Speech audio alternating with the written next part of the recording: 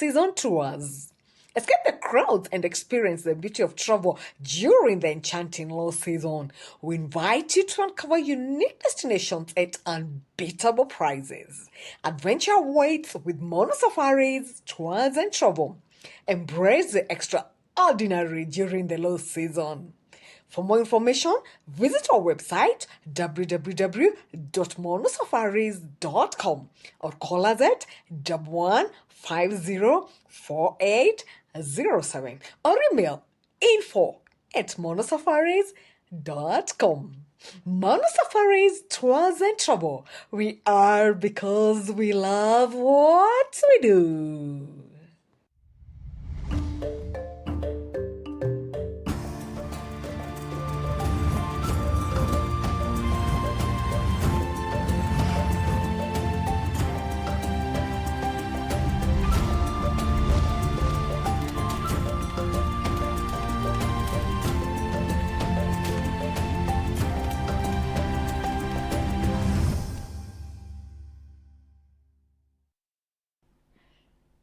Good morning. You are watching Crack in the Morning, today being on Thursday, and it is time for Behind the Show. Today is the 16th July 2026, and the month is mid-month, right? And so we thank God for the fact that He has brought us on this beautiful day. And wow, my guest this morning, sit back, relax, and just to remind you, this program is brought to you by Mono Safaris, Tours and Travel. My guest this morning, Reverend Jacob Tolno. Wow. We better get ready for this. It's gonna be fire. It's gonna be exciting. It's gonna be interesting. And he is there. He's a minister of the word at PCA Church, PCA St. Andrews, that is in Milimanino Presbytery. And it's my joy to bring him to the program. Rev, good morning. Good morning. Habari? Nzuri. Bonjour. Bonjour. Comment ça va? Ça va bien. Dieu merci, ça va? A bit of French. That's good. Well, good to have you here. Thank you. Thank you. I'm glad that you made time Thank you. for this program. Thank you so much. And we look forward to hearing your story, your leadership, your journey in leadership up to this point. From Thank very far to Kenya. And thank you for the invitation. Yes. I'm happy to be here. Thank you. I give this opportunity, that's your camera, and welcome all viewers. Good morning. My name is Jacob Tolno, and I'm happy to be here today.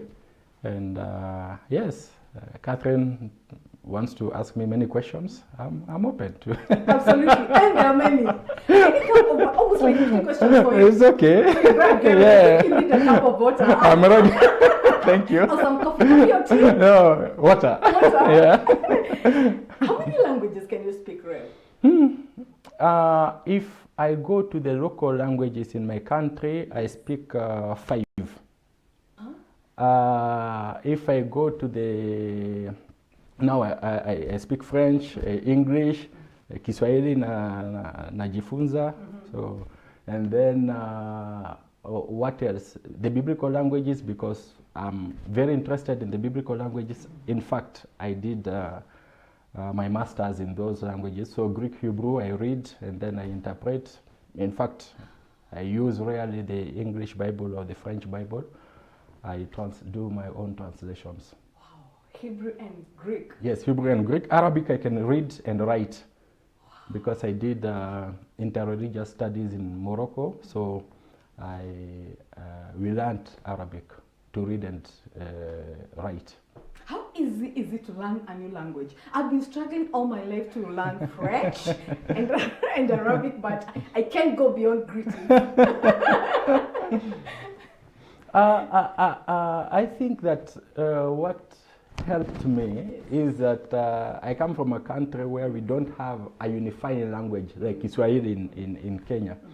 So my father was a government official, so he would be transferred every 5 years. So every time we would find ourselves in another place and we have to learn the language. So that became like very normal since childhood. Yeah. So for me, learning a new language is like very captivating, interesting. It's like, wow, I want to know. But I like learning the grammar, understanding why this, why not. I don't just want to learn like in the street. That's why Kiswahili I struggle a lot, because I want to learn the grammar. I want to understand why is it said this way, why not this other way. So I want to understand the science behind the pronunciation, the vocabulary, the construction, the syntax, all that. Yeah. Wow, once again, my guest this morning, Reverend Jacob Tolno. Yes, and he's a PCA minister at PCA St. Andrews, that is in Milimani North Presbytery. And I'm your host, Wanjiko Kamau. Rev, where were you born? Let me start from there. I was born in Guinea. That was how many years ago? It's only ladies who are allowed to say their age, but for men? Yeah, 2nd June 87, so that's, I'm now 39 years old. Yes, yeah. How was growing up for you? Growing up was interesting because I spent 4 years with my parents, my biological parents, and then I moved from them to one of his friends, very close friends. So I spent 10 years there, and then I went back to my father. So I was like, I've never settled in a place for more than 10 years in my lifetime. So yes, and it was interesting. It was good. I learned things. I learned to be close to people. I learned life the hard way sometimes. And I learned that you can only succeed when you work hard. Yeah. So did you always, growing up, did you always want to be a minister of the word? You know, for me, I tell people I wanted to be a air hostess. This is where I'm hostessing now. So I don't know how it was for you growing up. It was a childhood dream. Yes. Since I remember, so I think at age 7 or 8, I really wanted to become a minister. And it has been that way in my mind that I would become one day a minister. And then we did the exams, the equivalent of KCSE here, what we call a baccalaureate in our place. Yes. So when we did that, I studied, you know, as we specialize, even in high school. So I specialize in literature because of me wanting to become a minister. So I specialize in literature. And after that exam in the whole country, I came third. And I got a scholarship from my country to go study law in Morocco. And I told my dad I didn't want to do law. He just told me, go and do law. You can become a minister even later. But he didn't want me to become a minister. He wanted me to become a lawyer or even come and work in my country. So yeah, it was a childhood dream. And then I went to Morocco, I did law, I did my first degree in law. And then after that I told him, I'm done. So what next? I want to become a minister. So he told me, no, you do masters. While I was doing masters, so you can even look for a job. So I started doing masters, and then at the same time I was working in a law firm. I spent 2 years in a law firm, 2 different law firms. And after that, the masters, I told him again, I'm done. What next? What next? Said, you can still continue working. At the same time, then in the church in Morocco, there was looking for young students or young people to become ministers. And me, I was very interested in theology. So my minister, who is a Frenchman, a white man, so every Wednesday I would have a meeting with him to discuss his sermons. When he's preaching, I would, and then sometimes I tell him, no, this one, I don't agree with it, I don't understand it. So we would discuss, and he used to be very interested with that. He would give me his books to go read, prepare like a resume and come so to present to him, we discuss. So when that opportunity came, he told me, I believe you become a very good minister. So this is your time. This is your chance. Grab it. Yeah, that's how I left now law completely. I didn't tell my father. I went into theology. It's now when I was doing theology, I told him, Dad, I'm in it now. I'm in it. He was not amused. He was not amused. It was not good news. No. So at what point did you get born again? You know, my journey is like the journey of Peter. Yes. Here in the Presbyterian Church, people give you a date. I was born again at this Right in first, July. yeah. But when you ask Peter, when were you born again, he might not give you a date like Paul. Paul, it was On this particular day, on this this, point. yeah, Jesus met him, but for Peter, it was a journey that gradual, that was gradual. And I think mine is also like that. It was gradual. I can't tell you when, but what I'm sure of is that I am born again. It has happened. But when, I cannot give you, because my journey has always been gradual. Always. Because at age 6, I was singing in the choir. And I stopped singing in 2013 when I started doing theology. Wow. At what point did you leave your country, your people, and come this side to do ministry? And what was the trigger? First of all, I left my country in 2007 to go to university in Morocco. So I left Morocco in 2017, 10 years later, to come to Kenya. What was the trigger is that in 2011, I met a young lady, a Kenyan young lady. A young man meeting a young lady. It's both ways. I was very full of myself at that time because I was a lawyer, so I was sure of myself, all that. So I met her. She was doing her medical studies in Morocco. So we were in the same university, but not same faculties. She was in the faculty of medicine. I was in the faculty of law. So we met, and we started dating. But since the first day, we agreed that it would be serious. It's not. We are not. You're not trying things on. No, it's not trying. And we agreed that whatever happened, Yes. whatever happens, we are going to remain together. So yes, that's how our relationship started in 2011, and we dated for 4 years. Then in 2015, we came to Kenya for our wedding. That was 15th August. So last year we celebrated our 10th anniversary. Wow, Yeah. congratulations. Thank you, thank you. So after that, the wedding, we just came here for 1 month after the wedding, which we did in Tana River, because the father is a Pokomo, and then the mother is a Kikuyu. So we went to Tana River, we did the wedding. From there now we went back to Morocco again to finish our studies, my theological studies and her medical studies.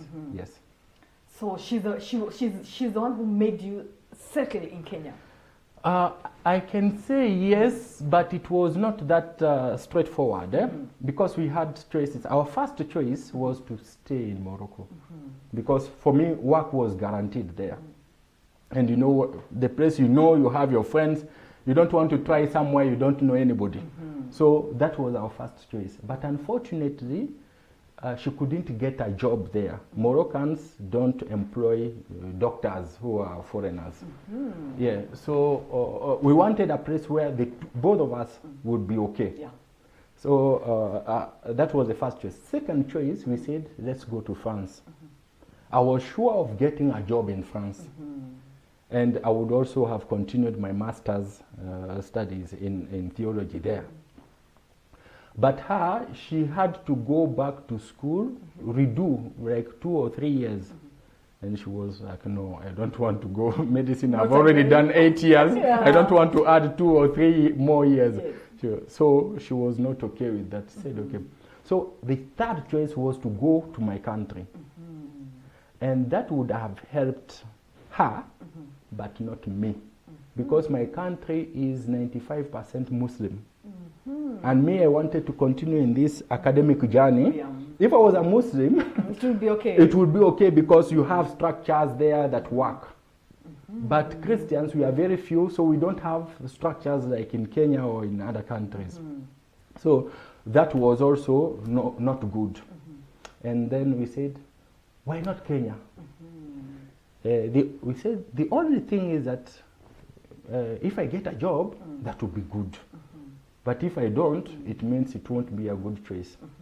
So that's how now I talked with the moderator there of the church. and she's a lady. She was a lady, an American. She's the one now who wrote a recommendation to the GA officials. Then Reverend Mwamba, Reverend Kanya, and Reverend Kanga when they were in office. So that's how I landed here in PCA. in PCA. Wow, how was it the very first time you got here to settle and start working with the PCA church? When Your experience, you can share with us. when I came You can share with us your experience, how it was. Yeah, when I came in 2017, I went through the many interviews that are there with the presbytery, with the parade. so I went through all the interviews. And there are many. Yeah. So with my wife, of course, and at that time, she was working in Nyeri, in the hospital there, because she's a medical officer. So then I came, my English was not good. What I'm saying now fluently, You couldn't do that. I couldn't. So I knew the English of the paper English, where you can read, you can write, but speaking was a big problem. And I was transferred, I was, how can I say it, I was posted to St. Andrews. Now people they were very excited to see a foreigner, a new minister. So people come, they want to talk to you. So when they start talking, me, in my mind, I'm still on that first sentence, trying to connect the words to make sense to me.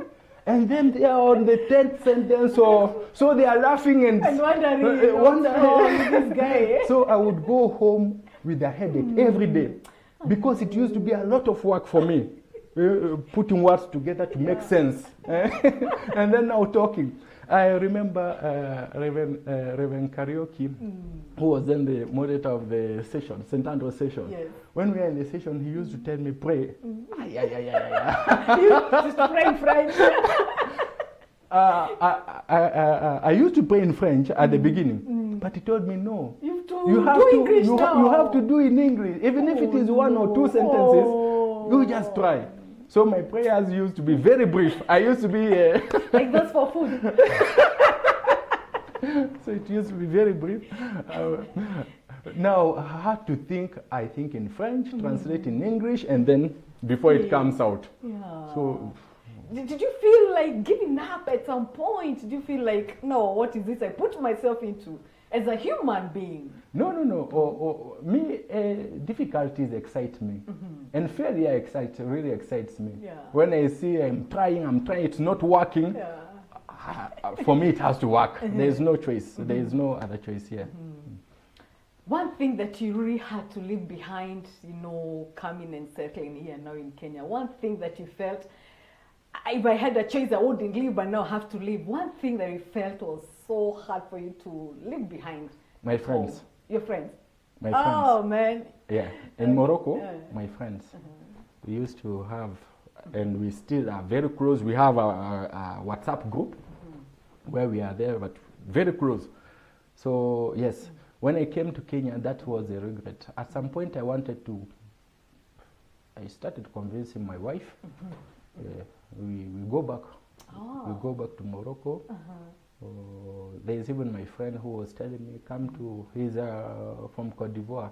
One of them, he told, come to Cote d'Ivoire. And yes, we can prepare everything for you, for ministry, all that. I was convinced. I told my wife, why not? Let's go to Cote d'Ivoire, because here I don't have any friends. I know. And it's church, home. Church, home. It's boring. The only people I knew, at the beginning you don't know people. And when people come to you, naturally as a human being, you don't open up completely because you don't know who is who. The only people I knew were my in-laws. And apart from them, I didn't have any other friends. So, I said, why not? But she convinced me that we stay. Things will be better. Yeah. So 10 years later, have you made friends? Are things any better? Yes, I've made friends, but most of them are church. And that's where the difficulty is Yes. with us, especially with someone who has just come. You came as a minister, so your friends are mostly church members.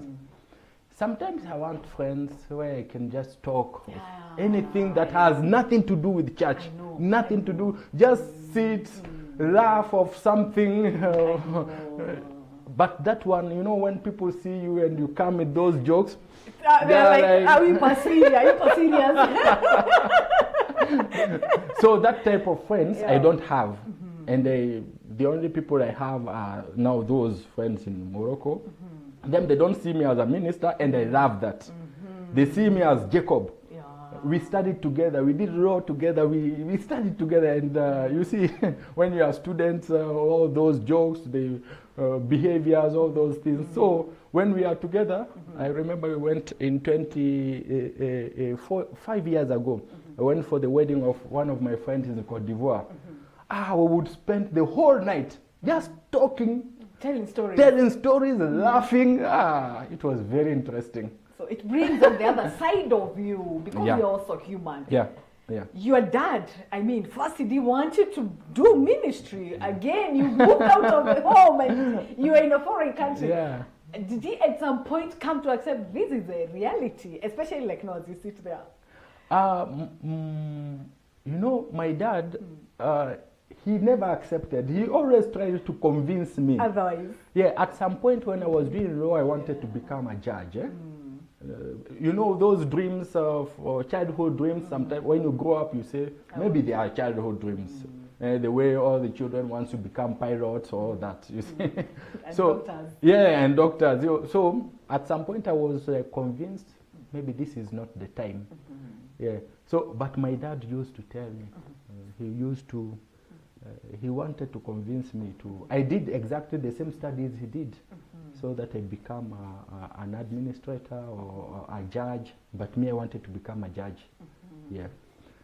But it never worked. But my dad passed on in 2023. Yeah.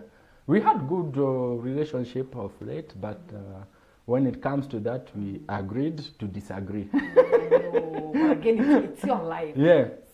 I told him that way. This is my life. This is what I want. I'm doing what I love, and I feel joy in doing this. Yeah. So Wow. My guest. Wow, that's deep, man. This is interesting. I'm loving your story. Thank you. How has ministry been for you? Sorry, and just to let you know, our audience, we are live on all our socials, so please share. Have a question for my guest, please feel free and I'll give you a shout out. Thank you, Maura. I can see your message. Thank you, Karoki. Thank you so much. I'm seeing your messages. Please keep them coming and I'll go through them as we progress. How has serving God been like for you at St. Andrews? In a nutshell. Challenging, a lot of challenges. Personally, I don't like doing things because of the sake of doing. I want to understand why we are doing things, all that. And I like doing things systematically. And first of all, understand why we are doing them. And then if we are just doing them because our forefathers did them, me, I'm not convinced with that. I want us to do them the reformed way. The reformed way. And because that's our tradition. We can't go, if you don't know who you are, you will behave, you will not behave accordingly. So St. Andrews has been a place of challenge, and people there are open to changes. People are even encourage things, to bring new things. We don't bring new things because they are new. We bring them because always linking them to our tradition. Are they opposed to the Reformed tradition? Are they opposed to biblical traditions or not? If they are, we leave them, or we try to put them to direct them to the tradition or to the Bible. So ministry in St. Andrews is very interesting.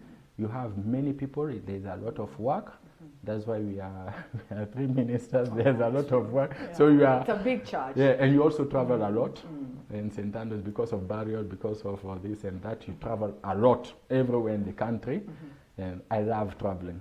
So I love driving. So I feel very okay with that. You're comfortable with that. Very comfortable with that. Yeah. Your favorite Kenyan food? And one more which you're still praying God to give you the grace. My favorite Kenyan food is chapati. Ah, that makes you and me. That makes the two of us. Because when I started dating my wife, she used to make chapati very well. And you see, when you do this, we don't have chapati in my culture. We don't know chapati. So I discovered it with her. And then nyama choma. I love. Nyam choma. We don't have that in my country because we are fish people, like Kisumu people of the we eat a lot of fish and not really meat. I've eaten more meat in Kenya than in my whole life. Wow. We take a very short break, Rev. We'll be back in a few. My guest this morning, Rev Jacob at Tolno. Wow. Coming to Kenya, settling in Kenya, finding love in Kenya, doing ministry in Kenya. There's a lot coming, so don't go away. Keep it kak. We take a very short break. I'm your host, Wanchiko Kamau. Just to remind you, this is brought to you by Mama Safaris. Tours and travel. If you want to go on a safari, you said you love to travel, you need to look out for them. They could sponsor you for a trip to the Masai Mara. You've been there? Twice. Ah, man, you're good. You need to go for that time. We'll be back in a few. Don't go away. Thank you.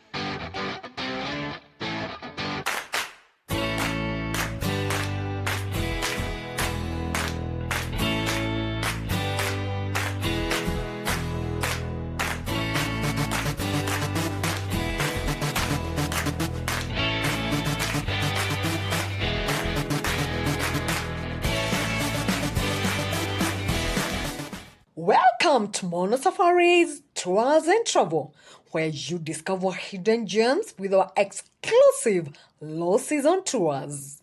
Escape the crowds and experience the beauty of travel during the enchanting low season. We invite you to uncover unique destinations at unbeatable prices. Adventure awaits with Mono Safaris, Tours and Travel. Embrace the extraordinary during the low season.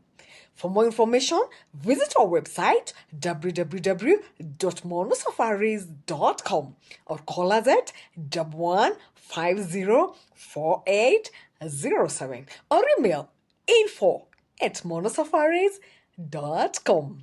Mono Safaris, Tours and Travel. We are because we love what we do.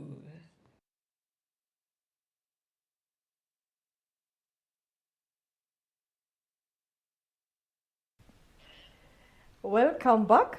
You are watching CAT TV this morning. The show that is on air is usually been on a Thursday. Behind the face, I bring you leaders who share with us their leadership journey as a way of inspiring you. And this morning, my guest, Ren Jacob, Tolno. I hope I'm getting it right. Yes, it's Tolno, yeah. Tolno. Yeah. So, coming to Kenya, settling in Kenya with your family, and doing ministry in Kenya, how has that transformed you as a person?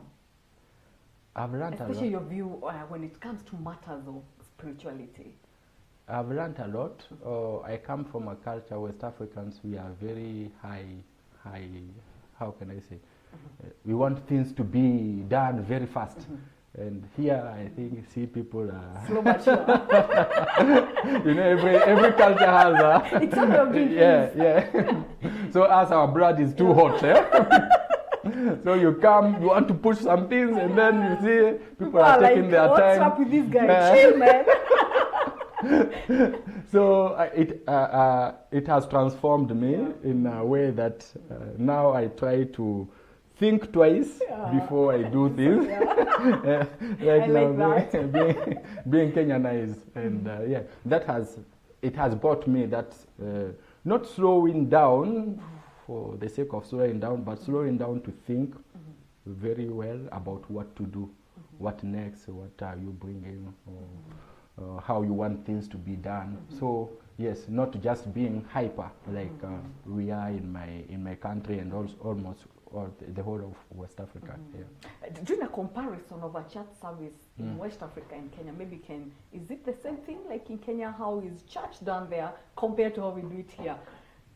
No, it is not. It is not. But okay, I can't generalize because even now, you know, most of the times when I take my leave, I rarely go to PCA churches. I like going to those small churches or Pentecostal churches or evangelical churches to see what is there, how they do things. And I've seen some of them. When you take Pentecostal churches, like in my country, it's the same. It's the same. But when you take even Reformed churches here, they are more of, some of them are more of that Aggressiveness. aggressive. Yeah. But in Morocco, where I spent 10 years in the church, the Reformed church, we are it's very quiet, very quiet. The services are very quiet, all that. So yeah, we have those differences. Yeah. 10 years now, who has been your greatest support system here in Kenya now that you're away from home? Yes, first of all, my wife, and now our firstborn son. How old? He's 7 years, but wow, he's getting to a big man. He's like interested in everything I do. Even when I'm leading Bible study, he's there to show me, no, you have not said this, you have not done this. Like yesterday, he's there.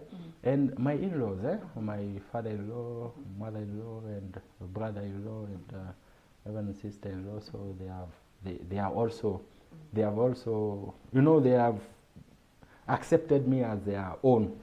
And when we are together talking, like when I'm with my father-in-law, you will not even think that he's my father-in-law. You think he's my own dad. So even my brother-in-law, so we are open up there. And there is Reverend Masharia. Oh yeah, Wilson Masharia. Yeah, Wilson Masharia, who is like an elder brother to me. And he's really there. I can even name also Muturi Francis. And in St. Andrews, now I have the very Reverend Julius Mwamba, who is also, who he challenges me. Keeps on check. He challenges But he's me a a father, lot. he has a right to. Yeah, he's a father. Yes. He challenges me in a way that, you see, when someone trusts you too much, you fear. You fear because you are like, hey, I have to do things right, yes, so that he's not disappointed. So he's someone who just close his eyes and leave things with me, do this, and or even tell me, think of this, write something, and then you bring. So that trust really is a challenge to me. Maybe he might not know it, but for me it's a a big challenge. And yes, elders in St. Andrews, they are very supportive. They are very, very supportive elders, and the church in general in St. Andrews, they are very supportive. And I don't feel like I'm in a foreign land. You feel you're at home. I feel I'm at home, and they have respect and the support. That one I can't complain. Or I will give a shout out to all the members of St. Andrews. And I have my cousin there. He's called Fred Goro. I hope he'll watch this later or at some point with his family. And so we salute you wherever you are. I know they're watching. Lucy Wanjira, thank you so much. Milima, thank you so much. Skita Sue, thank you so much for your messages. Keep them coming. Let us know what you think about our program. My guest this morning, Reverend Jacob Tolno. You are a proud dad of 3. What are some of your best fatherhood moments as a daddy? Now that I have a girl. Man! Daddy's girl, I'm sure. Yeah, the last one. She's 2 years, and when I'm at home, she's always with me. She wants, sometimes she even tells me, Daddy, let's go to work together. And you know, those moments also remove stress on you. So it's like it relaxes you with being with the children, with my sons, yes, especially my firstborn son who wants to learn. He's pushing me to learn. He challenges me. I want to learn Greek. I want to learn Hebrew. I want to learn your language, your native language. So he tells me that he wants to learn all that. So yeah, it's good to be with them. When I'm with them, I'm very happy, and they are concerned when they see we are not okay. The mother or me, they feel like, our mommy, what is the problem? Why are you sad today? Are you tired? All that. Are you broke? Umesota. You know, kids always make when there's no money in the house. They'll see bread came, but there are no eggs. There was no bacon, and so they'll be like, something is amiss. Yeah. So being with them is a very good thing. Very, very good thing. Wow. Interesting. The conversation continues here. Once again, this program is brought to you by Mono Safaris Tours and Travel. Rev, what are some of the values and the principles that keep you moving? Being far away from home, what are some of the values you've had to uphold to see that whatever you want to achieve in ministry is a success? Coming from my dad. My dad told me when I was going to Morocco, he said, wherever you are, don't look for love. Look for respect. Wow. And the best way to get respect is doing your work in a way that there is no one else who can do it that way. When you are looking for respect, it means you have to work very well and hard. But when you are looking for love, you will compromise.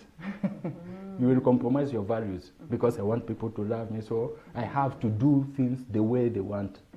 So he said, okay, by doing things the right way and by not compromising, some people will love you. Others, even if they don't love you, they will respect you. And that's what he said. If you work very hard, even when if people don't love you, they will respect you. They will say, we need him. Not because we love him, but because we need him. Yeah. So that's something. And then, of course, biblical values and being loving, loving people, not the sentimental love, but seeing people as God's creation. God created them, so I have to love them, independent from what they do to me. And now that I'm a minister, I do my best to be the minister of all the people. Either those who love me, who supports me, who don't support me. If they are in need, if I'm able, I will be there for them. Yeah. And the other principle is that I want to be the best husband. Oh wow! I know your wife is watching this. Wow, she must be a proud wife. I cannot tell you that I am because that's one now you will ask her. She's the one to say. I am sure she's watching. Wow. And then the best father to my To your children. children. And I say husband because at home I want to be a husband, not a minister. Pastor. To my children I want to be a father, not a minister. When they grow up, they will have anything. I will look for a pastor for them who is not a friend to me, so that whatever they talk out there, I'm not aware, and I don't want to be aware of that. Well, I like what you just said, that you want at home, you want to be a father, you want to be a husband, not a pastor. How are you able to separate the two once you get home? Do you preach in the house? No. Do you pray for food, or you allow them to do that? For food, it's the children who pray. In the evening, before we go to sleep, it's the children who share the word. My firstborn son and the second, though whatever he says we don't understand, but we encourage him. And then they are the one who pray. My wife and the children, they pray. After that, I just lead them in the Lord's Prayer. But I rarely pray at home. I'm not a pastor. At home, I'm a father. So let them do what they learn in Sunday school, all that. But if they need me to understand some passages, biblical passages, I'm there. I will explain to them all that. But then the prayers, they are the one. You don't carry church work home. You know, sometimes with the habit of carrying office work into the house, you've carried stuff, all the stuff that you didn't finish during the day, and you lock your house in the room and you're like, "Staki kusumbuliwa."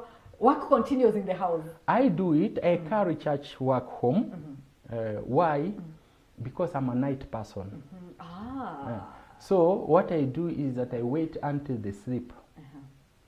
When they sleep, when they go to bed, even my wife, now I start working. I do the work, and I'm more productive at night than during the day. So I do whatever I have to do. And then that means I wake up a bit late. So I don't know if the viewers are seeing that my eyes are red.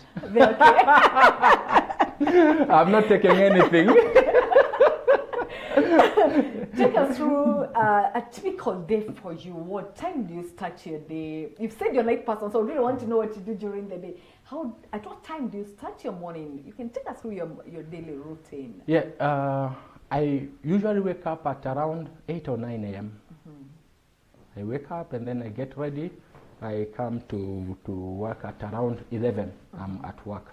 10, 11, I'm at work. So from there, because I live from far, it's 1 hour.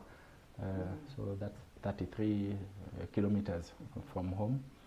So I come to church. If there is nothing, I like office work. So I like preparing my sermons, exegesis. So I do a lot of a sermon. Preparing a sermon of 30 minutes takes me not less than 24 hours of preparation. So you see, that's a lot of work behind. And sometimes there are some sermons that resist, some passages that resist, because I do my own translations from the Greek to French, and then from the Hebrew to French. So I think in French, so I prepare my things in French, and then when I finish, I now translate in English. It's a lot of work. So there is that, and also I love having reflections. Like I'm trying to work on a book, which is now, I thought it would be just 100 pages, but it's taken me a lot of pages now. Like 300 going to 400. So that also takes me some time. So this is when, if there is no one coming to see me in office, so I sit and we have programs that prayers in St. Andrews, so the booklets. For those who have been following us, we have the booklets that we have in St. Andrews. So I also put a lot of time to prepare and all the programs, and then share with my colleagues. We discuss all that before now they are published. So all that intellectual work can take me like the whole day in office, seated, and I enjoy it. I love it. Wow, talking about home visits, what is it that you enjoy most about home visits? Because I know you do you do home visits. Given the culture, the language barrier sometimes, how is your experience when it comes to home visits? Home visits are, when I love even going with my family for home visits. But we have the structured ones, which we do with my colleagues. We used to have them every Thursday, the pastoral team, all of us together. We go, we visit districts. So in a day we can visit like 5 homes because you leave this place and it's far to another, and the traffic jam in Nairobi. So apart from those structured ones, we have these other ones where now either a member invites you or you request to visit the member, or you have heard that the member has gone through something and you want to visit. So for the visits where a member invites me, most of the times I ask, do you think I can come with my family? Of course, Reverend. And people love that. And the elderly, they love when you come with the children who will be running there. So there we go, and then we discuss. We are just, sometimes it's nothing about church, it's just there. They just want to be visited. And they feel like the minister has come with his family to my place. It's an honor. Yeah, we eat either lunch or dinner, and we just discuss of everything. Yeah. But some others, those that are in need, so you come and then you preach, you share, you walk with them, you encourage them. Yeah. So it's not just one visit; it's different types of visits. But you have to be ready for each type of visit. Yeah. What do you love most about Kenya? What I love, and also what puts you off when it comes to Kenyans? I'm sure you will answer for both of those 2 questions. Yeah. What I love most about this country is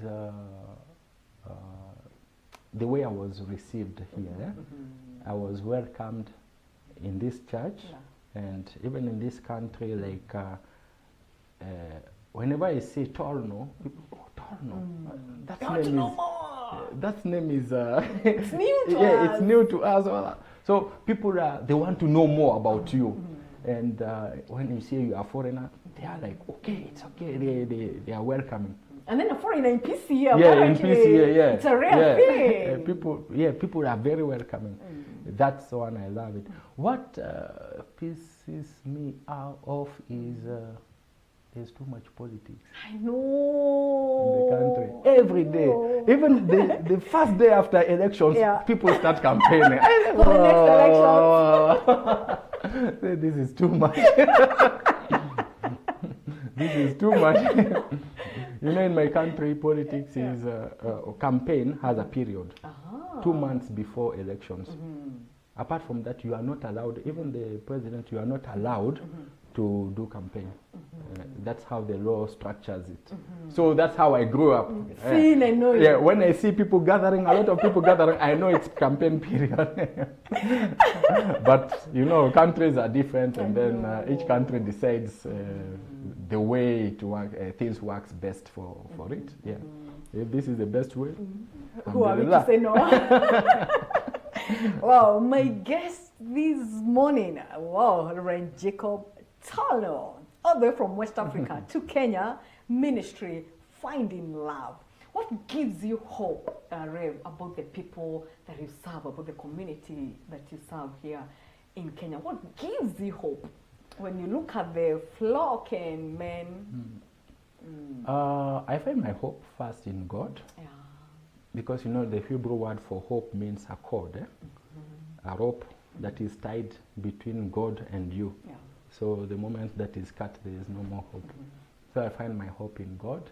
And when I see things, people, all that, because there is that connection with God, and because God sees that things will go on well, so I trust, I believe that things can always work. They might not be working now, but I know things will work. Even not only in church, but even politically, nationwide, I find that hope in God that yes, there's hope that things will work.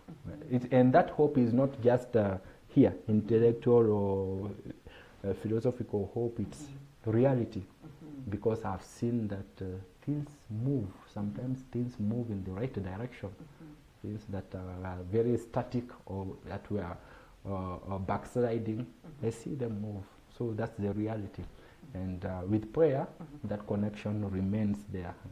That link help us to hold Press on. Yeah. And move on. Yeah. Do you see yourself spending the rest of your life in Kenya? There's still a long way ahead to go. What are your future plans? Getting back to your country or staying here with your family? Well, you know, I'm not just a visitor like any other. When you have your wife and children who are Kenyans, somehow you also feel like you are part of the country. Citizen. Yeah.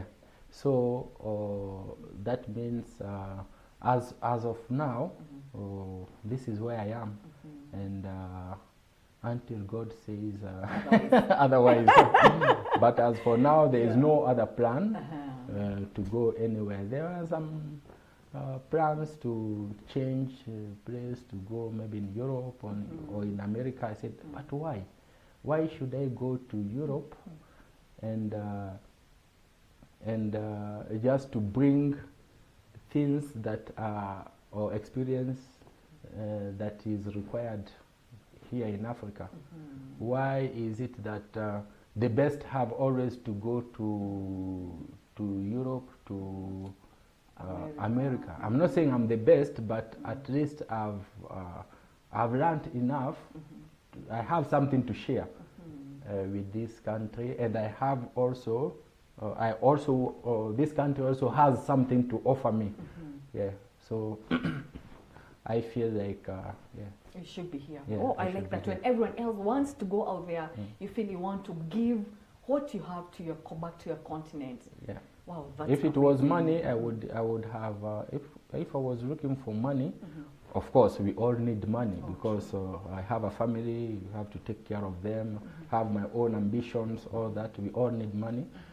But if it was that, I think I don't think this is the best the best job. I would have remained a lawyer and I get more yeah, money. I go to work to Guinea and I work there. Maybe end up being a politician, make money. Yeah. Wow, Yeah. wow, I like that. My guest, we're just about to end the conversation. I think we have like 10 more minutes, Yeah. Rev. Okay. How do you handle burnout when you feel like you've had a very difficult day, when things you feel, man, I need this break? How do you deal with that? First of all, in St. Andrews, people know that when I'm on leave, I'm on leave. No calls like emergency, kuja mchungaji. No. If we were trained, Yes. where we were trained is when you're on leave, you even change your SIM card. Oh, really? Yeah, you put another SIM card, which only your friends have. So whatever happens with the church is not my property. I know, true. The church is the wife of Christ. He says it. True. So, if for me to die for someone's wife, that is adultery. I like that. So I can only die for my wife. But you want to die for the church. Me no. Christ died for me. He died for it. If he wants to Once come and back for and all. die again, That's up to him. it's up to him. It's his wife, so he does what he wants. I like that. Me, I can die for my wife, but not for somebody's wife. So when I'm on leave, I'm on leave. I Yeah. don't like people calling me. If you want to call me for something else, let's go For eat coffee. nyama choma, let's go do. I'm okay, Uh, but not for work. Not for work at all. So there's that. And then there's another thing that people neglect: what you put in your body, what you eat. Oh, yeah. We like eating these junk foods that are not food because they don't nourish the body. I only eat what nourish my body. Wow. And eating also, there is rarely spacing. Yeah, most of the times I eat once a day. 1 meal per day. 1 meal per day, and even drink. Like now, where I'm seated, my last meal was on Monday. Oh, and you're not fasting. No, it's a way of life. So I have not put. I went 48 hours without even drinking, nothing in the mouth. And I also do my walking, like yes, 3 times a week. I go for a walk, like do 17 kilometers, walk or run. 17 kilometers twice a week. So that's like how many? 34 plus 14, plus 17. So yes, 53. something like that. Yeah. Yeah. So there's what you put in your body, exercise, and also put in limits. When I feel like I've worked a lot, I'm feeling tired, I just take like some days off, 2 or 3 days off, completely off. The best thing in what we do is that there is nobody who is there to manage your diary. You are the one who manage your time. yeah. So that's the best. Did you say that you last ate on Monday and you're not fasting? Yeah. Yeah. Oh my God. Okay. I hope I don't feel like I'm falling down. You look strong, man. Yeah, so- You're strong, you're Yeah, vibrant. I mean, you've the energy. Yeah. It's a discipline. Yeah, it's discipline. If you, we say, a man who is disciplined with what comes in him Yeah. is able to do anything else. And you know that gives you a lot of energy. Eating less gives you a lot of energy. People think when you're not eating, you are like falling. No. I can work for like 15 hours, seated working, and I feel less stress. But the moment I eat, I can't do the same work. Wow, I'm challenged, man. The more reasons you had to hear this story, because that's a unique one. And I think consistency also is something, you know, we do things, but we're not consistent. Yeah. We don't have the discipline when it comes to consistency. And that is what fails us most of the time. Yeah, in fact, you have to always be reminding yourself, who am I? I don't consider myself like anybody else. Oh, yeah. I consider myself as very special. So I treat myself that way. So my body, I take good care of my body. Very good care of my body. So I can't give junk to my body. No. You Not need this possible. body to do ministry, Yes. so to take good care of this body. Yeah. Because it's the only body that you have. Yeah, and it takes away so many things, flu, all those things that can come. You know, when you are sick, it means you can't work. I know. Even if you are willing. So, yeah, to avoid all that, be healthy. Wow. And you have the choice to be healthy. It's not, oh God, oh this, no. All these diseases we are having, it's because of what we put in our in our bodies, either in the stress we have, or all that. And I also believe in what we watch, what we listen to. Yeah. All that stuff is coming to us and corrupts us, and it's a choice. It's a It's deliberate choice Yeah, that we make. it has to be. It has to be a deliberate choice. Yeah, because our body belongs to God. It's a temple of the Holy Spirit. Yeah, yeah. Well, but that's a literal understanding of it. Yeah. It's beyond that. It's beyond that. Rev, you said your greatest support happens to be your family, your wife, right? As we end this program, the world is watching. We are live on all our socials, and other people will watch this program. And I want you to look into that camera and share a message to your family, your wife and your children, or your support system when you're here in Kenya. After your family, St. Andrews. Yes, I just want to tell my wife that I love her. I remember when we first met, I was very I was eager. No, I was very eager to know, oh, this is a Kenyan, and we had studied Jomo Kenyatta in history, all that. You know, you are excited how they are, how they behave in love, all that. So, you know, it's a foreigner. But then how are we now that you can rate us? How do we rate when it comes to love? She's good. She's a very good wife. No problem. She's been supporting me in ministry, and I really thank her, Dr. Esther, for what she's been doing for me. And I want that if I'm not here, that she is able to say, my husband loved me. Yeah. I really, that's what I work towards. And even my children to say, our dad was a good father.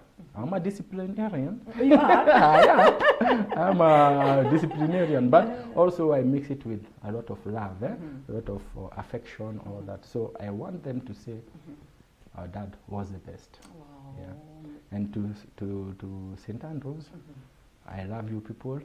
Thank you for the support. Thank you for being there. Yeah. And thank you for the challenges because They strengthen you and make you grow. yeah, Reverend, what next? We are finishing this program. What next? What Yeah. next? So thank you so much for your prayers and for your support. May God bless you all. Now in French, to your international friends, wherever they are, because I know they understand French better now, and they know they'll watch this, share a message with them.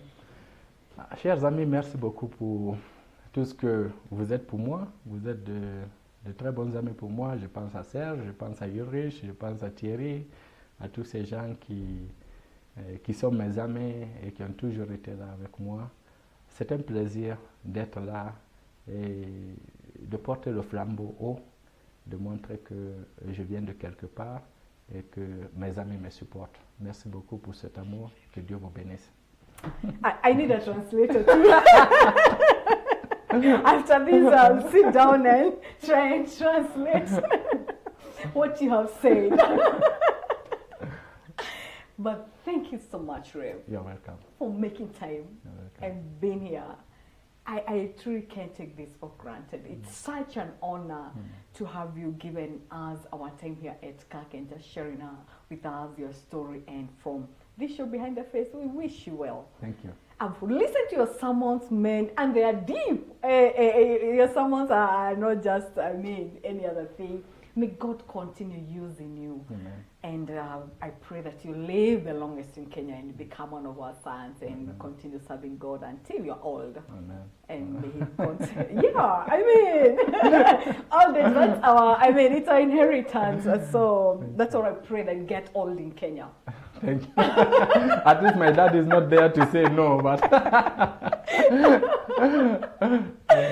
Wow, thank you once again. You're Mercy, I know to say thank you is mercy. Yeah. Mercy, There you mercy. From the bottom of my heart, mercy. There we are. I don't know how to say from the bottom of my heart in French. Du fond du cœur.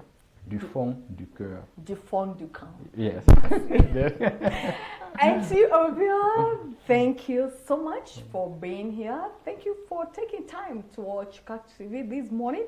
Once again, the show has been Behind the Face, and my guest was Jacob Tolno, all the way from West Africa, and currently serving at St. Andrews in Nairobi. From me, mercy.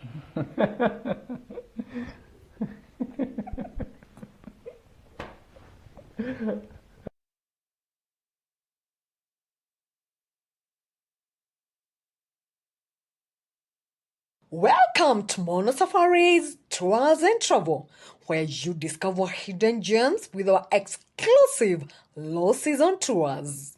Escape the crowds and experience the beauty of travel during the enchanting low season. We invite you to uncover unique destinations at unbeatable prices.